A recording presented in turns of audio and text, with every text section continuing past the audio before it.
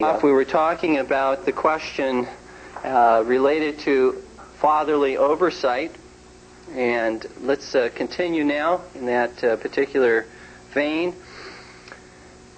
Let me ask the question, knowing what I've said about fatherly oversight, is there the potential for a father to abuse his authority in such cases and to use his authority as a club to beat the very children he is supposed to lovingly protect?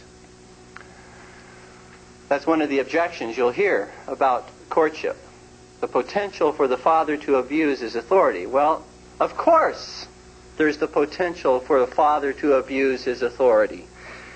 In fact, anybody who possesses authority, there's the potential for that one to abuse his authority. From the prime minister to the police officer, to the pastor, to the boss, anyone can abuse their authority. But does that mean, because there's the possibility of abuse of authority, that we should strip the father of his authority, seeking to protect his daughter? That would lead to pure anarchism, that everybody simply does what's right in their own eyes. That's surely not the answer. Where there's abuse of authority by the father,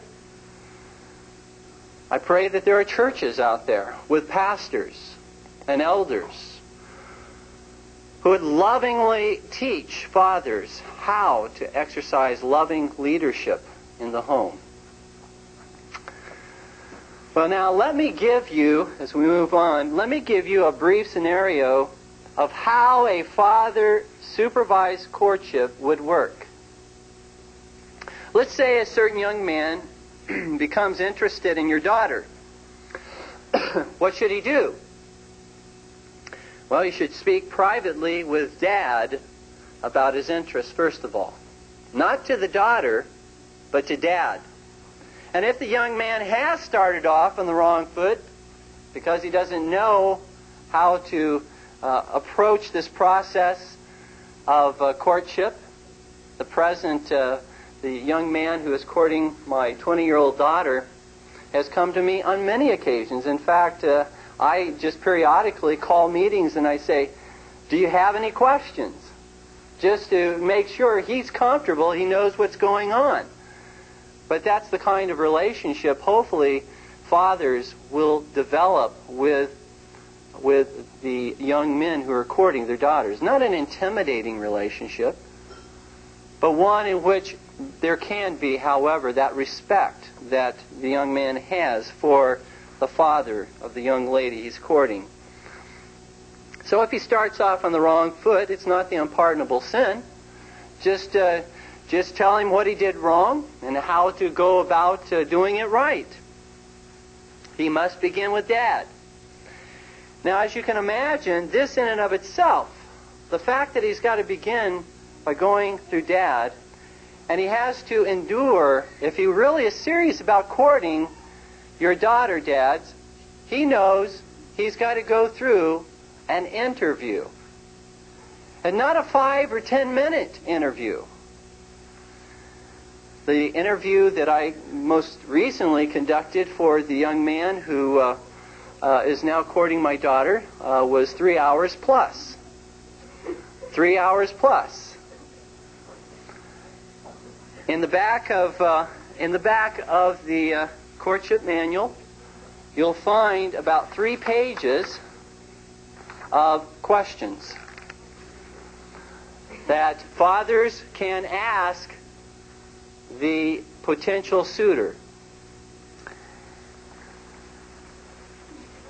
And as I said, you can imagine that just that is going to make any young man view this as a pretty serious relationship.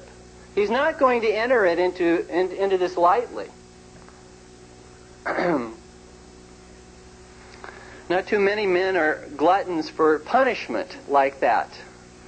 But nevertheless, in the interview, I simply mentioned that there are 4 major categories to which questions should be directed.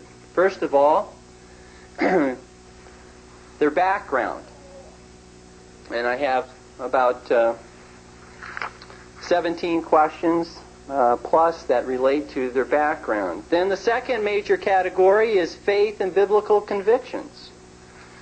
And I have, again, about 16 plus questions on that particular issue of faith and biblical convictions. And then finally, or not finally, thirdly, a category entitled character. This is the category that's the most sensitive. It relates to sexual promiscuity. Yeah. If you care for your daughters, you're going to ask all of those kinds of questions that relate to a person's past. You're going to want to know it. You may not forbid them to court your daughter on that basis if there has been a real lifestyle change, something dramatic in their life, and it's proven that you have a track record. But you need to know that if you really care about your daughter. And so there's very sensitive questions. At that point, see, I have included my wife, allowed my wife to set in on the interview. But at that point, because of the sensitive nature of the questions that are asked, I've excused her at that point, and she's not wanted to stay anyway to hear the answers to those kinds of questions. So it hasn't been a real problem. And the final category is that of intentions and goals. What are your intentions with my daughter? State them clearly to me now. What are your intentions? I intimidate them at first, but we grow in our relationship with one another as time goes by.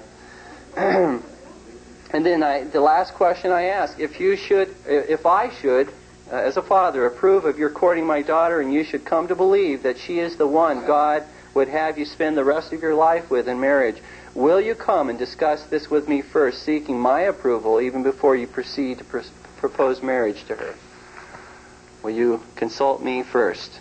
And so there's an agreement, as it were, as to how courtship. And so one of the questions says, have you read the courtship manual? Do you understand what I mean by courtship? Do you understand the process? And so these are all very, very important. It's a part of the interview that a father, I believe, is responsible before God to conduct on behalf of his daughter and even to conduct on behalf of his son to a young lady. My son is 17, but when he begins courting, I'm going to want to conduct an interview with a young lady as well. Now that would be a new experience. I'll have to definitely have my wife in there with me to coach me in that area. But nevertheless, we do believe very strongly that this is important to conduct these interviews.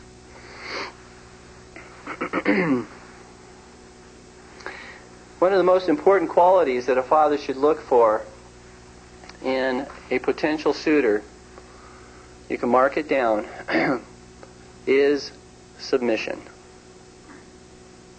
Whether in a young lady or in a young man, submission.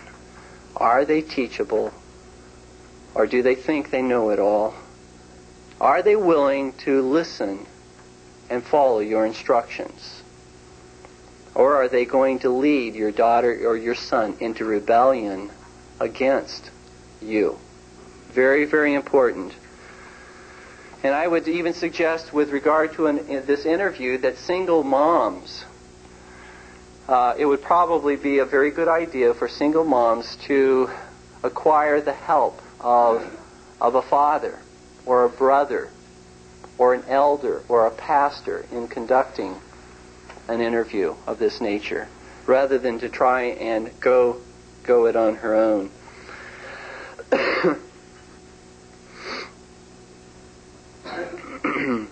This is it's not only intimidating, quite frankly, for for the suitor, the potential suitor, but first time around it's pretty intimidating for we fathers too. It's not easy. This is a brand new ball game for many of us. And so we learn as we go through it, but God does bless us, and there are more and more tools available on the subject of courtship. More and more are beginning to conduct conferences and seminars and to write literature on the subject. And so be heartened that more and more helps and tools are becoming available to you.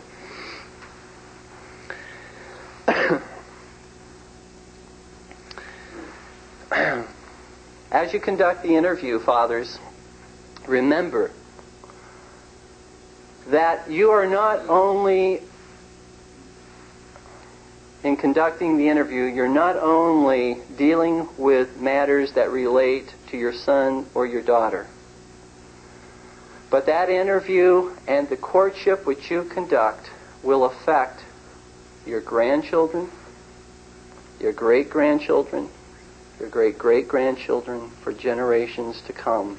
They will look back to when this began in your family because of all the blessings that you will reap and call you blessed.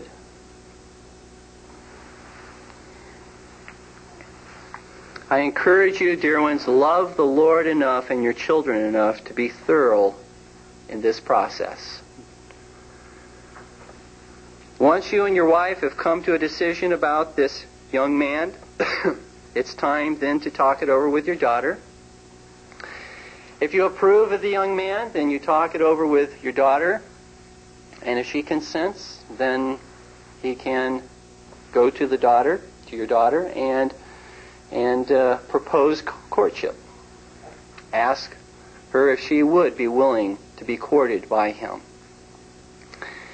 If she approves, she consents, she's probably told you parents already, what she thinks about this. I would also encourage you that you not give in to your daughter or your son's frivolous responses either.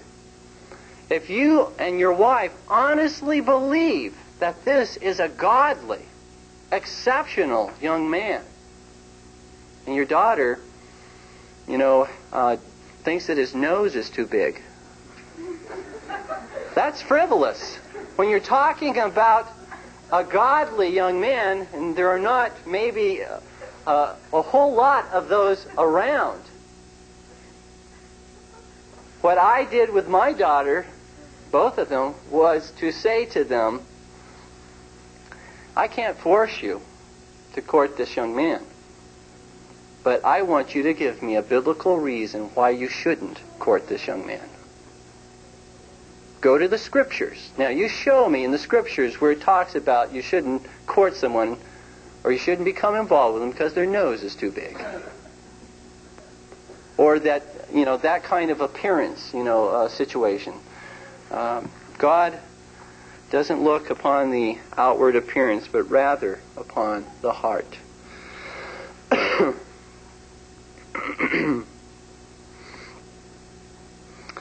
And if dad and mom cannot approve of the potential suitor, it's their responsibility as well to go to their daughter and to give them sound biblical reasons why they do not approve of this potential suitor.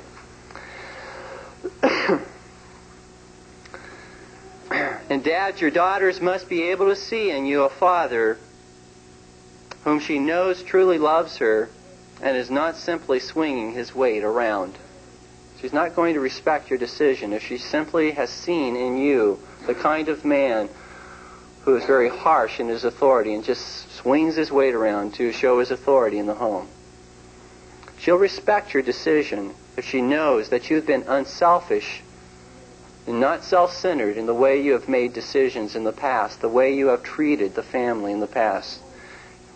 Your daughter will respect your decision if she has seen in you a self-sacrificing love, willing to lay down your life for your wife and for your children. that kind of a man will gain the respect. Even though there might be, I think, on the part of some of our daughters and our sons, initially rebellion, that kind of respect will win them over in time. Courtship will absolutely, I can guarantee you, it will not work in the context of a home where mom or the children do not trust or respect dad. Courtship will not work. If all our children have seen in us, fathers, is a self-centered preoccupation, guess what they will think about your decisions in the area of courtship? He's just being self-centered again. Let me also say, before we move on to the next question, that if courtship is handled correctly, your daughters won't have to worry about any shortage of godly suitors. More and more young people are seeing the benefits of courtship. If your sons are virgins and they want to marry one who has kept herself pure, where is he most likely to find such a prize? In a home that practices courtship. And I can tell you from personal experience, courtship did not minimize the number of potential suitors who wanted to court my daughters at all. I had calls from outside of the country. I had never met people, these young men. They had heard through the grapevine. They were calling to gain information. I've had letters written through email. Never met them, but they've heard through the grapevine. See, there's not a problem. That's one of the, again, your children may say, I'm going to be an old maid if you do this. Not if it's handled properly. I asked myself, what did they do for 1900 years if courtship didn't bring men and women together and produce engagements and marriages? How did they get along without dating, for heaven's sake?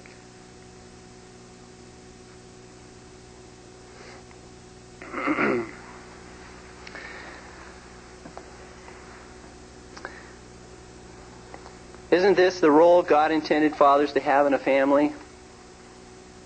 To exercise oversight and supervision? I submit to you that it is indeed the role God gave to fathers. The second question, what about physical affection during courtship? There is none. Next question. Okay? No, we won't deal with it quite that quickly. 1 Corinthians 7, verses 1 through 2 says, quote, "It is good for a man not to touch a woman. Nevertheless, because of sexual immorality, let each man have his own wife, and let each woman have her own husband."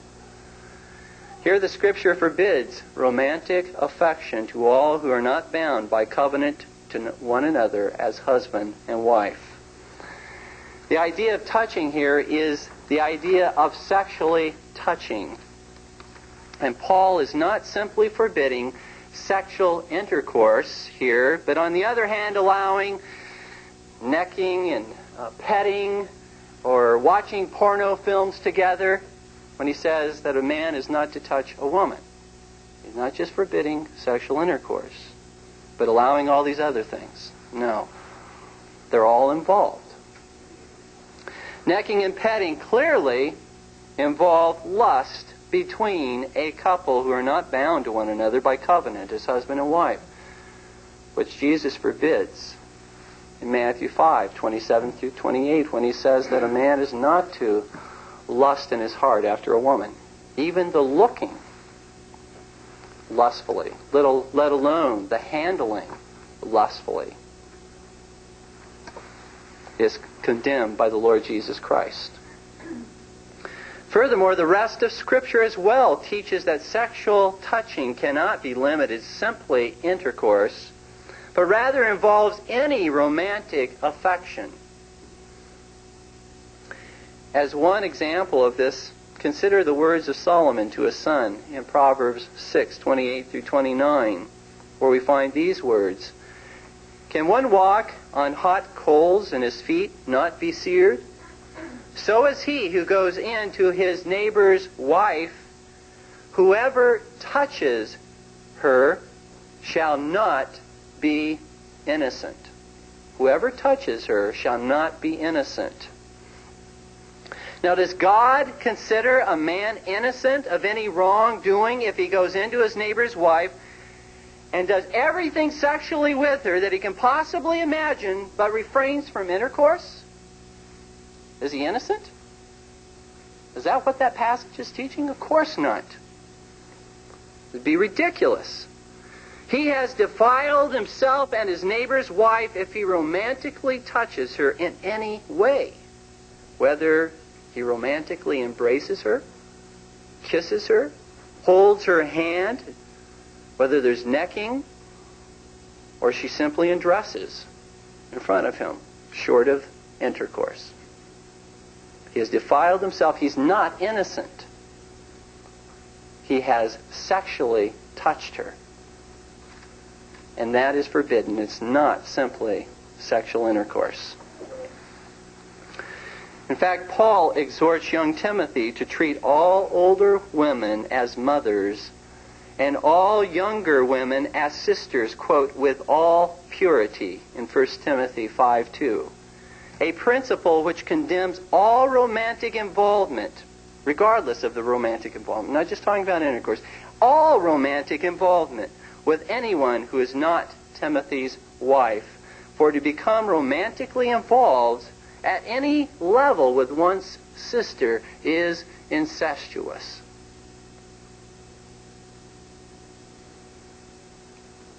One does not simply have to engage in intercourse to commit the sin of incest. Any kind of romantic involvement is incestuous.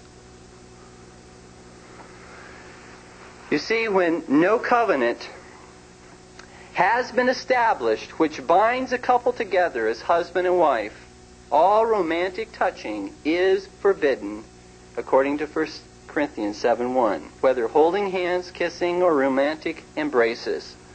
For all romantic touching implies that a binding covenant has been established. In biblical terms, romantic touching is appropriate only in covenantal relationships. If one is not ready to make a vow to bind himself to this woman, he is not to muddy the waters by sending out unclear signals of commitment to her through any form of romantic touching. In other words, if a couple is not ready to express in word a covenantal commitment as husband and wife, that couple is not ready to express in actions a covenantal commitment as husband and wife. I would also encourage you as fathers and mothers to watch out not only for the physical romantic touching, to exclude that, but also I would encourage you to watch out for the romantic talking. You see, that kind of romance is not appropriate for the stage of courtship because no covenantal bond or union has yet been established. And what you will find is the same kind of thing happening when a dating relationship breaks up. Broken hearts because one has given himself or herself to another person, either in word, saying, I love you, I want to spend the rest of my life with you, those kinds of things, or through some kind of physical affection.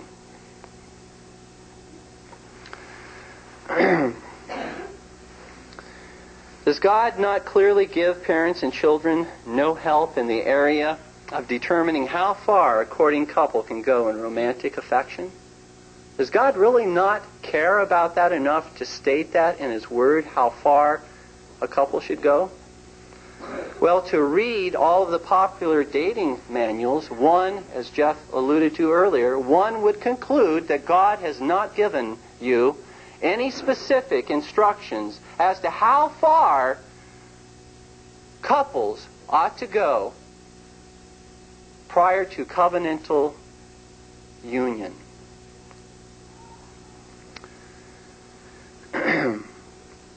All the manuals I have seen say something to this effect. There are no hard and fast rules in this area. God does not explicitly say. I say God has spoken very clearly, but we just don't like what God has said. It goes against our culture. It goes against our grain. We don't want to put up with the potential hassles with our children if they were to rebel. We have all kinds of excuses. But God has spoken. You can be sure of that. I submit to you, God has clearly spoken in this area, and He draws the line at no romantic touching at all.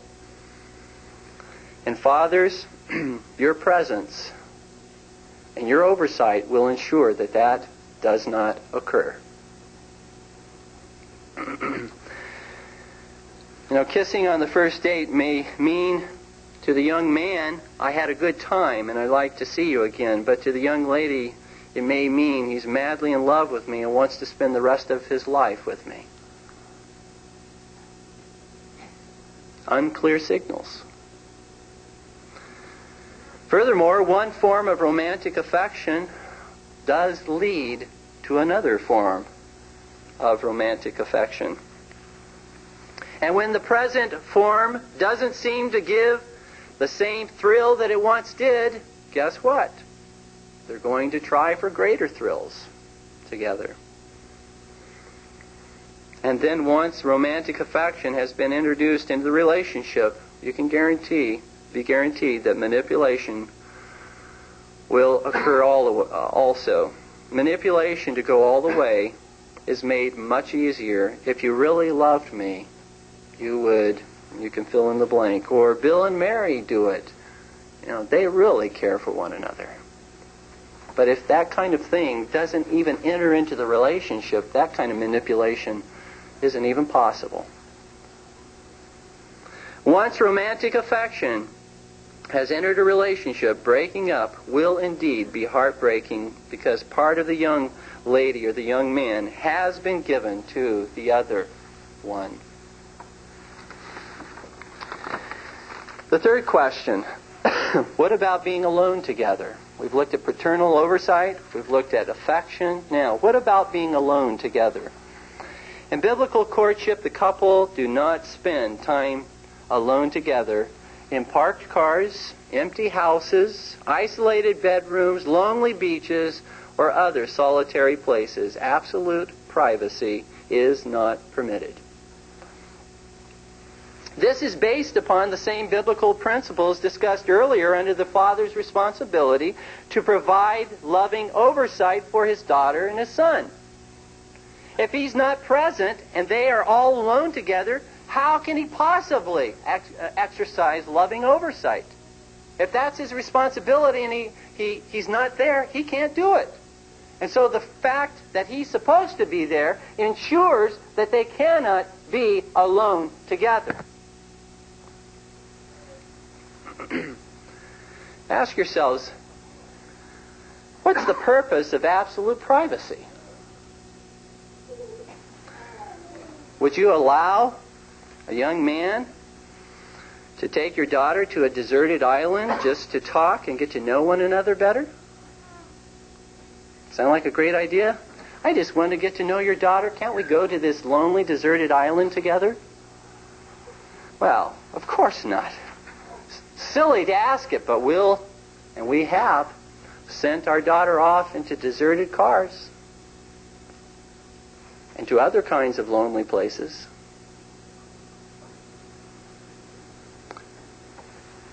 A young man, I would even say, a young man who finds a father's presence, who's exercising loving oversight, a man who finds that too restrictive to his own independence, is not thinking of your daughter at all. He's not thinking of your daughter's honor. He's not thinking of God's glory, but rather he's thinking of his own selfish desires, what he wants. That's not the kind of man I want my daughter to court. That's not the kind of man I want my daughter to marry. Such fatherly oversight should actually be of great encouragement to a godly young man, for if the young lady in whom he is interested has joyfully submitted to her father's oversight, guess what? Most likely she will joyfully submit to her husband's oversight as well. And let me say something about the young man's willingness to joyfully submit to the dads and moms and brothers and sisters' presence when he comes to visit. They're all gathered there. They're all around. Submission, dear ones, to such guidelines on the part of the young man or the young lady will tell more about this young man or young lady than perhaps anything else will tell you. One who is not presently submissive to parents, elders in churches, or employers at work may look like a beautifully wrapped package from the outside. However, one is not quite sure what surprise is inside, just waiting to be revealed when he's unwrapped, if he hasn't proven that he's submissive. A young man who joyfully submits to you, parents, will love your daughter because he respects you as her father and as her mother. Well, how does the courting couple then ever get together? How do they spend time together? How do they get to know one another? Well, Dad and Mom, it's your responsibility to invite the young man over for dinner, for family occasions and gatherings, for reunions, for times to the park, to go to a play, to go to church. So he becomes, as it were, a part of the family. He learns to love not only your daughter, but he learns to love the whole family. He becomes a part of the family. And Dad and Mom, you do not have to, you might get the impression from what I've said that this be the case, but you don't have to stand over and listen to every single conversation that the courting couple have. If they're in your presence, if you can see them, you're exercising oversight, and it's not as though they can't ever, if you're walking, the family's taking a walk around the block, it's not as though they can't stay a few paces behind and talk, or a few paces ahead, or if you go to the park, that they can't walk off together a bit and be able to talk. You're still exercising oversight. There's no problem with that. We're not talking about some kind of strangling type of authority that just chokes the young man or the young lady.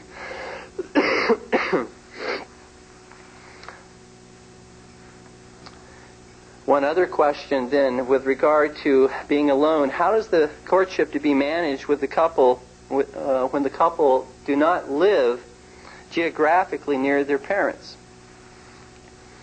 Say they live, say the son has gone to college, and he meets at the church that he's attending. He meets a young lady there. And he's very interested in courting that young lady. Say her parents don't live in that community either. Maybe she's living with some friends or something like that. How can oversight be exercised? Well, you do it by means of proxies, as best as you can in those situations. You give oversight by phone, by mail, and most importantly, through the elders and leaders of the church. You contact them and you let them know what's going on. You find a family in the church, if possible, who would open up their home where this courting couple could go and have the same kind of environment that they would have in your home. They don't go off by themselves, but they do it in the context of a home that has become, basically, represents your authority. You keep in contact with that family. There's a close relationship. It can be done, even in those kinds of situations. The last question, before we move on, is the question, what is the goal of courtship? Well, biblical courtship is not entered into, as in dating, just to have some thrills or good times with a girl, or even just to become friends. Biblical courtship should produce good times and make a couple good friends as they grow in their knowledge of one another, but the dad and mom, the couple themselves, and everyone else should know that the goal that courtship has in view is engagement and marriage. Courtship is not a casual relationship into which a young man or a young lady enter just because they like one another. Courtship is a serious relationship which is intended to prepare a couple for marriage. However, courtship, unlike engagement, is not covenantally binding. Engagement, I believe, according to the Scriptures, is covenantally binding. Betrothed and engaged couples in the Scriptures were called husband and wife. The next seminar in about 3 months, if you're interested in coming, will be on the subject of engagement, moving from courtship to engagement. When two people are covenantally bound in engagement, they become husband and wife without the privileges of conjugal relationship. They cannot have sex together. The headship has not been passed from the father to the betrothed husband at that point, and is still the father's responsibility to materially provide for his daughter while she is under his roof. But nevertheless, there is a covenantal union in engagement. The Scripture many, many times calls betrothed couples husband and wife. But courtship is not a covenantal union like engagement. Engagement cannot be broken except for cases like adultery, those kinds of things.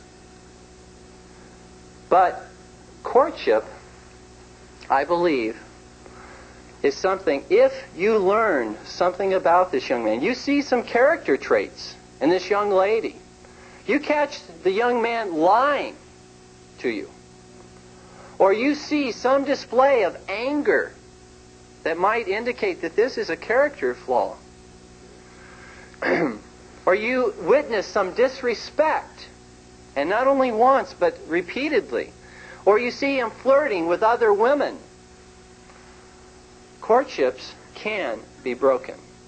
If they're not in the best interests of your daughter or your son, you can end that courtship.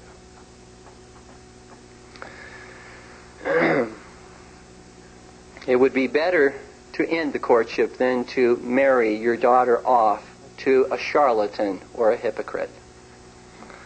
Before I leave the root of courtship, I've stated that courtship has its roots in Scripture, and that's what I've just shown you. Now, I want to very briefly show you that courtship has its roots also in history. Let me just give you very quickly some historical accounts dealing with courtship, or the principles that courtship is based upon. The early church father Tertullian, who was born in 150 A.D., died in 220 A.D., viewed fatherly oversight as such an obvious truth to everyone that, quote, even upon earth, indeed, sons do not legitimately marry without the consent of their fathers. Well, as I said earlier, if the most important male-female relationship requires the consent of the father, certainly it implies that all lesser male-female relationships which lead to marriage require the consent of the father as well. Again, Tertullian addresses the betrothal ceremony, the engagement ceremony.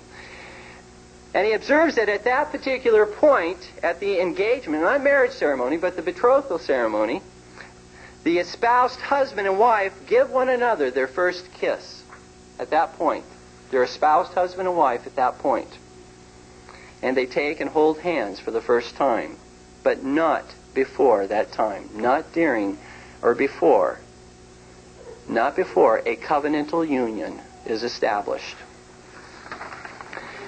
Canon 42 of the Canons of Basel Another very early church father states, and I quote, "Children who marry without consent of their fathers, it is not matrimony, but fornication, till they ratify it by consenting." That is, until the parents ratify it by consenting. Pretty strong language. This is universally held throughout history by early church fathers. The famous Westminster Assembly in 1645 stated in the Directory for Public Worship under the heading of marriage that the consent of parents was necessary for all those who were marrying for the first time. Necessary. In Connecticut, now this is kind of a funny story. In Connecticut, in 1660, an interesting account is related concerning a Jacob Minline who went into the room where Sarah Tuttle was. He kissed her, and they sat together with arms around one another for about a half an hour. Sarah's father happened to discover the two, and he sued Jacob for enticing his daughter's affections. When asked in court whether Jacob had enticed her affections, Sarah answered no. So the court fined Sarah rather than Jacob, calling her a bold woman. The laws themselves forbade that kind of affection before a covenantal union. In colonial America, disinheritance was sometimes used by parents when children married against their consent. John F. Watson wrote concerning the women in New Orleans in 1804, quote, "Gentlemen cannot visit young ladies unless they declare themselves as intended suitors. Young ladies do not dare to ride out or appear outside with young gentlemen."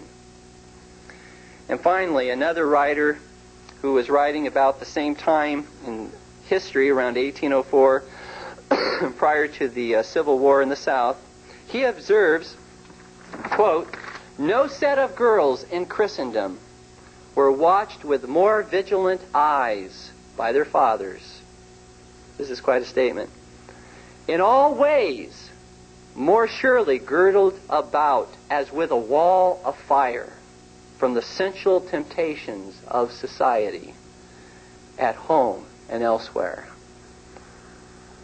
That's the kind of protection I desire for my daughters. I pray it's what you desire for your daughters as well. Dear ones, for 1900 years, the Christian church and the Christian family knew nothing of modern dating practices where couples supervise themselves. Fathers and mothers loved their children enough to give them a wall of fire from all the sensual temptations of society. For living in such an enlightened age, we sure act foolishly. The God who is true and righteous altogether pleads with you as he did with his people of old, when God says, "Thus saith the Lord, stand ye in the ways, and see and ask for the old paths," not the new paths, the old paths, "where is the good way, and walk therein." Jeremiah 6:16. What's the fruit of courtship? I've looked at the root of courtship in Scripture and history. What's the fruit of courtship? Well, simply no fear of teenage pregnancy, no shame over your daughter losing her virginity, no guilt over your child contracting VD or your daughter being raped by the very one that you entrusted her protection to. I think all that I could say in praise of courtship pales in comparison to the praise my married daughter has heaped upon the institution and her husband. I wish they could have been here tonight to give their own testimony. I conducted a seminar for about 3 days when I was teaching in a Christian high school. I had ninth graders, and I did a 3-day seminar on courtship. And I invited, at the end of my time, after I had gone through all of this, I invited Larry and Jennifer to come and to answer questions. Well, I wasn't getting very far with these ninth graders. I mean, I'm a dad, I'm an adult, I'm the one who gets to exercise the authority, that kind of thing. But when Larry and Jennifer began to answer their questions and extol the blessings of courtship and what they benefited from. Complete different attitude over those young people. And they have much to say about the blessings of courtship. And that does, I'll guarantee you, that does a parent's heart good. There's nothing that I think breaks my heart more in humility,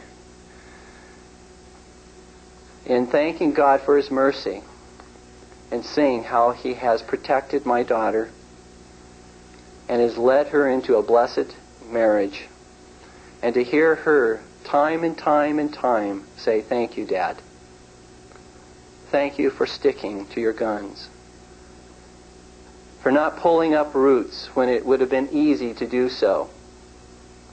When I rebelled, thank you for patiently enduring." The salvation and preservation of your children for generations to come, dear ones, from the painful and devastating effects of promiscuity that comes from dating or from marrying the wrong person, will not be passed on to those generations if you follow the pattern of courtship. Now, I have really run out of time, but I do have just one more thing to say. If you get the courting manual, you'll see the objections there, and I'm not going to go through the objections because they're in the courting manual. Might be nice to have them on the tape, but I don't have enough time to do that tonight. What I want to finish by saying is this. It's simply a question. How do you begin? You may be asking, how do I begin?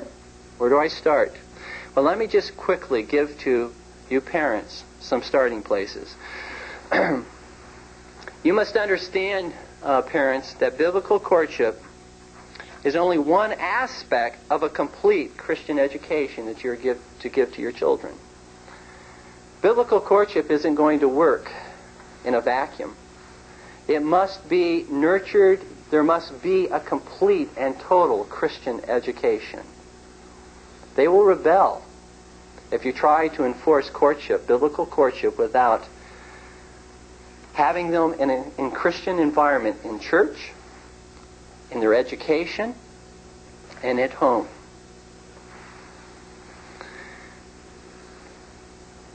And I would say, because of that, if your children are in the public school system right now, I urge you, get them out at all costs.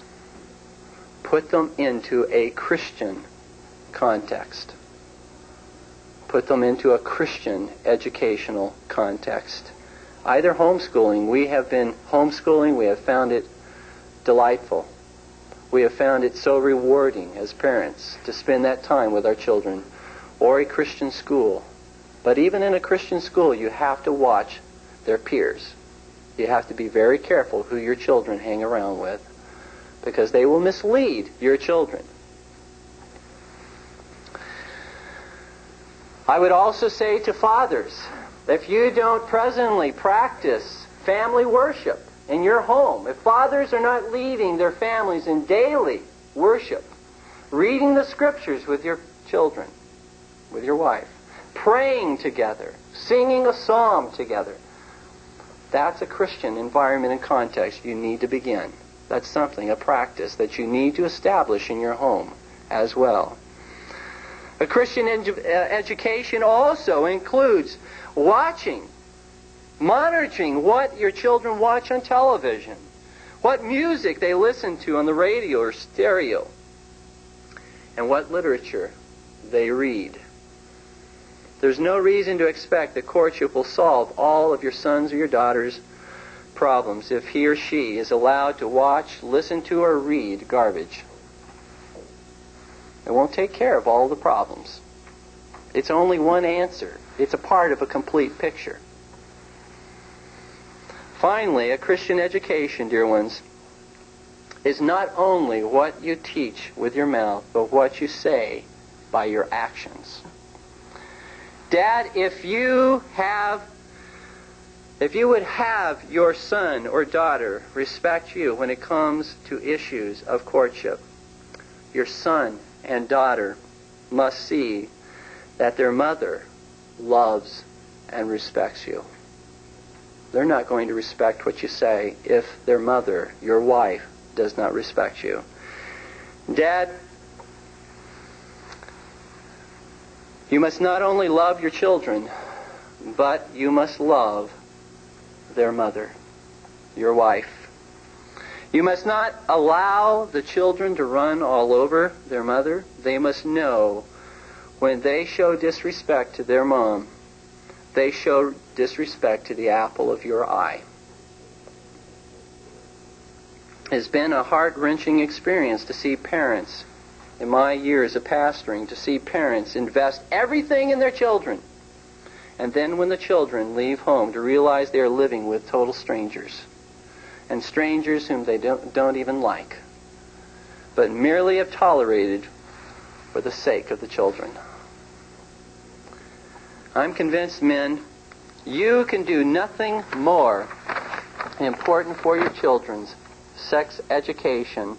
You can do nothing more in training them before they marry than to love their mother and your wife and to be her best friend.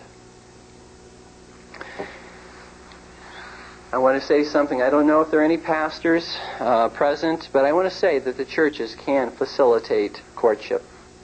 Pastors and elders can facilitate courtship. I would think that pastors and elders would want courtship to thrive in churches. It would cut down on an awful big counseling load for sure, as far as marriages, as far as dealing with crisis situations that come into families due to dating and this type of thing. Those of you who are here, I encourage you to pass this information on to the leaders of your church. I hope and pray they would be interested. Is it too late to begin if you're just now hearing this information for the first time? Absolutely not. Absolutely not if you are willing, and this is the prerequisite, if you are willing to love God and His Word more than you love anything else, even more than you love your children. Are you willing to love God even more than you love your children? As I mentioned earlier, we implemented the practice of courtship in our home when our daughter was 18 years of age. We did not beat her into submission, but began to teach her and the other children what God said about courtship. Over a period of time, we patiently prayed for her, instructed her, and yes, we disciplined her for her rebellious behavior and words. In other words, Jennifer learned this was not simply a passing fad for Mom and Dad. This was a biblical conviction, and we weren't going to be moved from it. We were going to take the time to teach and to train, but we weren't going to be moved from it. And she got the message eventually. Her disagreement, we made it very clear with her. Her disagreement initially was not with Dad or Mom, but because it was a biblical conviction, her disagreement was with God Himself.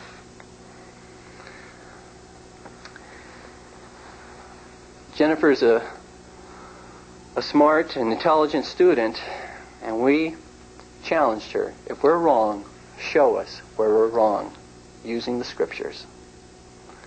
She knew at that point she didn't have a leg to stand on. Where do you go to find in the Bible support for dating? There is none. Thank you for your very kind attention. We're going to take just a 10-minute break for you to fill out those forms, and any questions. We're going to be probably very limited. A couple questions that have been offered, and so I appreciate that. First question states or asks, what if his parents, I assume the potential suitor, what if his parents don't share your convictions, the convictions of the parents of the young lady? on courtship. That is, they're new Christians or he's from an ungodly home. Very good question. In those kinds of situations, I don't think the courtship is going to have all of the benefits if both families are involved and agree, but nevertheless, it's still going to be managed if the young man, even if his parents are not Christians, or if they do not agree with these particular views, he's made an agreement with you. Okay, he's made an agreement. He's not going to spend time alone with your daughter. So that would mean that he's going to spend probably a lot of time at your home, being supervised by you, by your family. What I would recommend is for, in that situation, the young man to try as best as he can to explain to his parents, regardless of whether they're sympathetic to it or not, to explain the benefits and why he's doing what he's doing. My daughter, who is 20 years of age, is presently courting a young man whose mother is, to my knowledge, not a Christian. And so she is learning about courtship, but she's not, someone who fully endorses it or anything like that. We're going to be inviting her over to our house very soon, and to try and get to know her better, that type of thing. And so it's an opportunity, I think, in a way, to kind of evangelize, if we use it correctly, not to chase people off as if we're weirdos and we're old-fashioned and to such an extent that we can't even relate to people today or anything like that.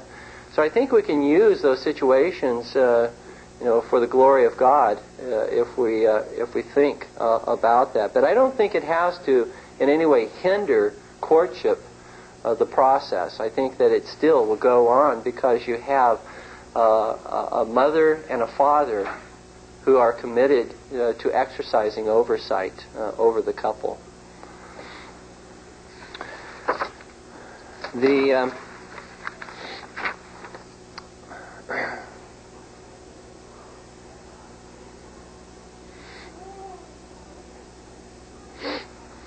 Okay, this one's a little more difficult. It's similar, but here is a very good question. How would mom implement courtship and its values if father is not born again, and if he is not supportive of courtship?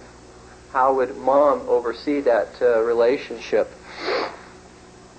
Well, I suppose that, again, the mother, as in any home situation where a father's an unbeliever, the mother is going to have to assume responsibility for Christian education in that home. It's primarily not her responsibility. It's primarily the father's responsibility. But if he is not a believer, if he's not supportive, then someone has to educate those children. Someone has to bring them up in the way of the Lord. And so the responsibility becomes the wife's or the mother's. And so I would say in those kinds of situations that if it is if there's a child in that home, that the child must be willing to submit himself or herself to the authority, under the authority of the mother in that situation, to exercise oversight in this manner. Now, the mother should do all that she can do to explain to her husband, and again, hopefully a husband, even a non-Christian husband, would see the benefits, even if he has no Christian value in the sense that he's not a believer, that he would see the benefits of his daughter not becoming pregnant. So, I think that there ought to be that kind of counsel. A wife shouldn't just readily take that responsibility from her husband, But she should try to very carefully explain to her husband, all the benefits that are involved in this process.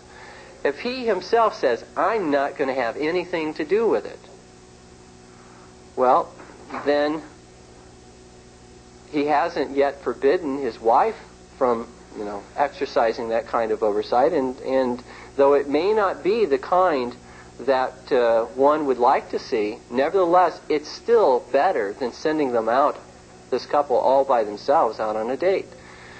There are tough situations. There's single moms that have to face these kinds of dilemmas. But nevertheless, God gives grace. If women are committed to doing what's right and what's biblical, God will give grace, and I believe God will honor them for that. So I would say, moms, if you're in that situation, stick it out. Be faithful to the Lord. God says, those who honor me, I will honor. And so let's put our faith, our confidence, and trust in the Lord, who rewards those who diligently seek Him. Now, those are the only two questions that were given in the on the forms, and we probably still have a few minutes, so we have another one. Okay. Thank you.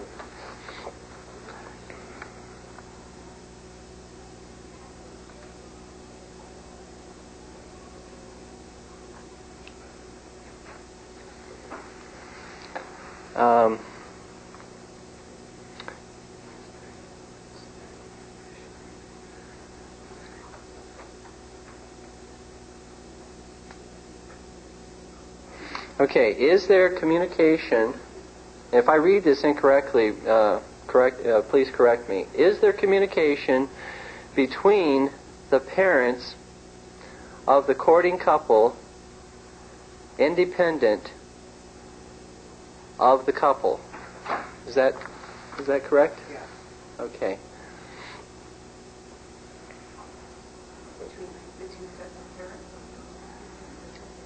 Can someone maybe who wrote this, just for my benefit, clarify the question? The question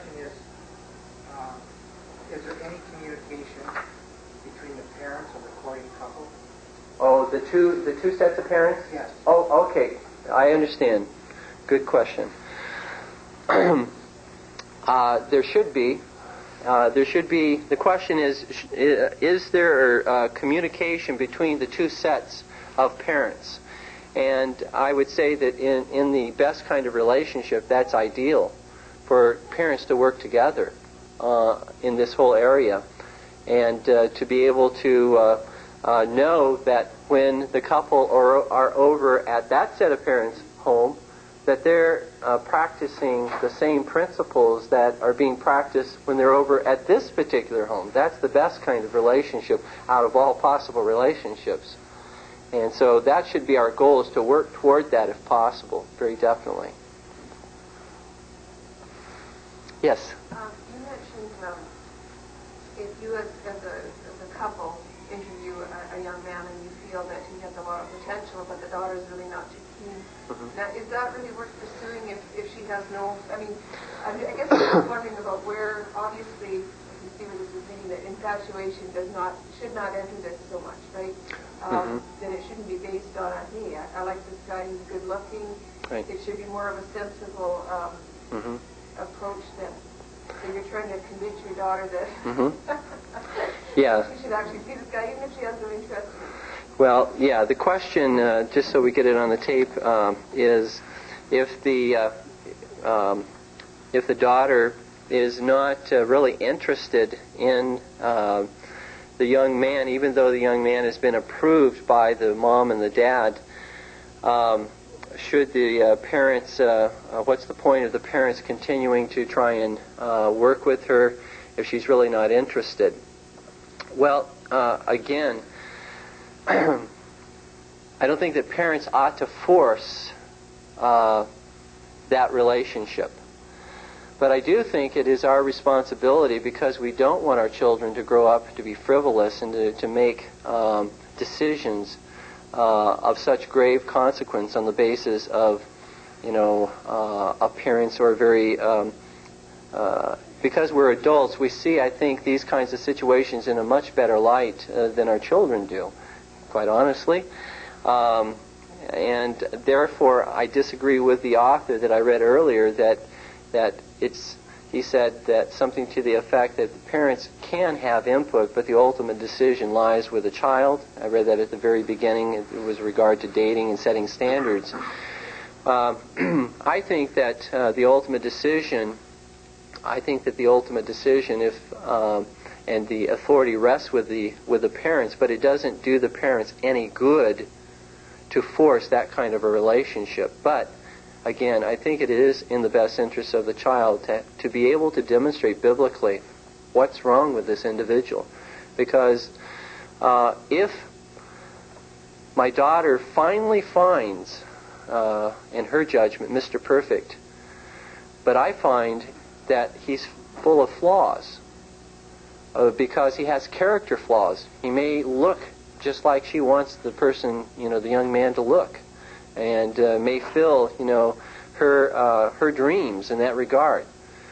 But if I don't think that he's going to make a godly husband or a godly father for my grandchildren, then I'm not going to approve him.